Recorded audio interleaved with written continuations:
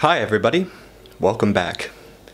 This is Matthew Boyle from LanguageCardGames.com, and in this video we're going to talk about how to freshen up your Leitner Box practice if it's gotten a little bit stale. Maybe you've gotten a little bit tired of it, but you still see the value of it and you kind of want to recapture those old days of glory when you were first getting into it and it was such an exciting thing to use. So I'm going to give you a few different tips today along those lines. I've actually taken a couple months break from using mine and studied in other ways, and that's really my first piece of advice to you, is take a break. And if during that break time you encounter some words that you don't want to forget or you want to put in your Leitner box later, then you can just write them down on a piece of paper in a notebook, type it into your computer or whatever, and that will be a different medium for you than the flashcards. It will give you a break from the flashcards medium for a while, and then later when you're ready to start again with the flashcards in the box, you can write those down onto cards. Or you can just write them down onto cards to begin with, but you don't put them into your box and you don't use your box. Okay, what's the second piece of advice that I have? It is to get a new box or redecorate your old one. And that's what I've spent a little bit of time doing today. My box was severely beaten up inside and outside from always putting it in my backpack and taking it to class and sharing it with other teachers and students and explaining how to use it. It was getting pretty darn shoddy. So today I kind of fixed it up, taped it up a little bit. You can see I'm using postcards for dividers. So I put in some fresh postcards to use as dividers there. And you know, it's only a shoebox basically, so don't get too attached. As I am. The Buddhists are supposed to be teaching detachment, right? Here I am having my tea and getting attached to my little shoebox. But here's the thing. You know, you can get new and different boxes to rekindle your interest or use for other subjects in other languages. You know, if your box is getting really messed up, that's not going to inspire you to practice at all. The same with your room. If your room's really dirty and messy, that's going to hold you back too. So you need a clean and attractive looking box and cards, and that's going to attract you to use it to study it. Okay. What's my third piece of advice? It is to keep your box accessible and in view. And also your calendar too. Where's my calendar? Hold up, let me grab my calendar. I have attached a new calendar to my whiteboard with magnets.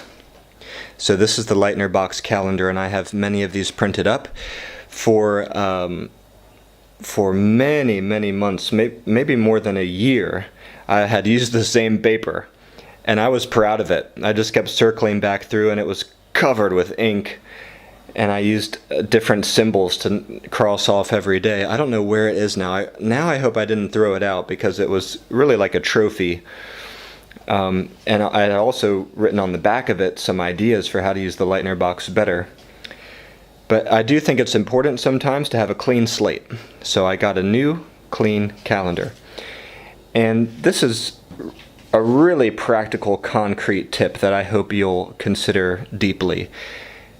Keep your box accessible and in view.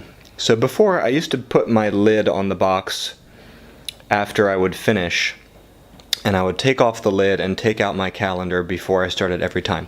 Now I'm thinking I need to put the lid away and leave my box open, ready for me to just reach in the cards and start.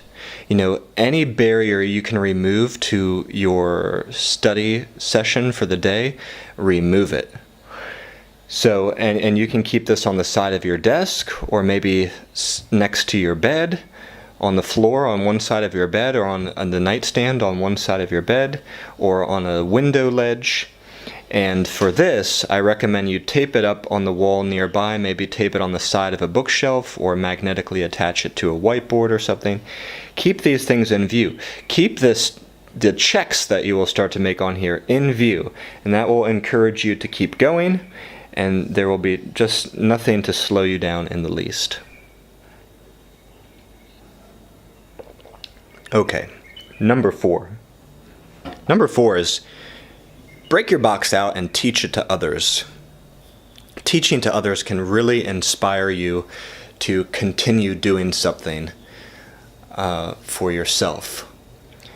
And I think that also goes for example, exercise. If you teach other people what kinds of exercises you do, and you hang out with like-minded people who can also teach you some ways to exercise, it's going to encourage you to keep exercising whether you're with them or not. Just to keep these techniques in mind and be sharing them with others pretty actively from day to day is going to help you out. So take your Leitner, clean off your Leitner box a little bit, freshen it up, and take it to meet other people. There I go again, turning an inanimate object into a personality or a person. Personification, that was the word. We're talking vocabulary anyway.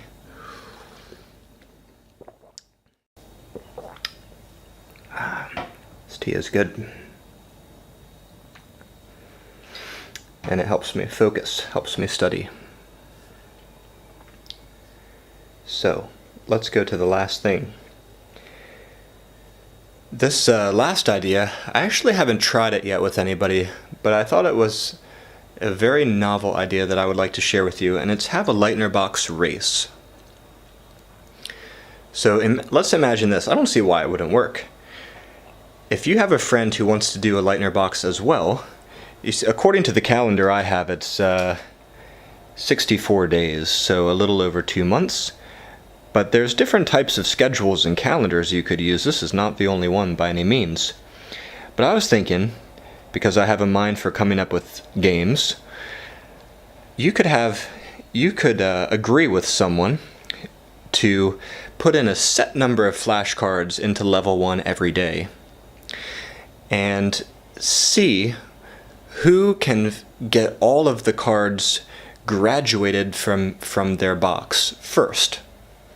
Now obviously you would have to have a cutoff time, so you put in 5 cards a day. Maybe after 2 weeks you stop putting cards into that box, and then you see who can graduate them all first. The Leitner Box Race, something to consider. And if you don't want to stop making new cards or stop using that box after just 2 weeks or 3 weeks or whatever, just have a separate box for your own that you can keep going with, and have a single box that you're having the race with. Okay guys, that's it for today. By way of summary, there's 5 tips I shared with you. The first is take a break. The second is get a new box or redecorate your old one. The third is keep your box accessible and in view, and your calendar too. The fourth is teach this system to others, and the fifth is have a Leitner Box Race. If you've enjoyed this video and you've gotten some value from it, don't forget to like and subscribe, because I will continue to post ways that we can study with cards and card games and the Leitner Box in the future. Until next time, this is Matthew Boyle from LanguageCardGames.com signing off. Thanks for watching, guys, and I'll see you back here again real soon.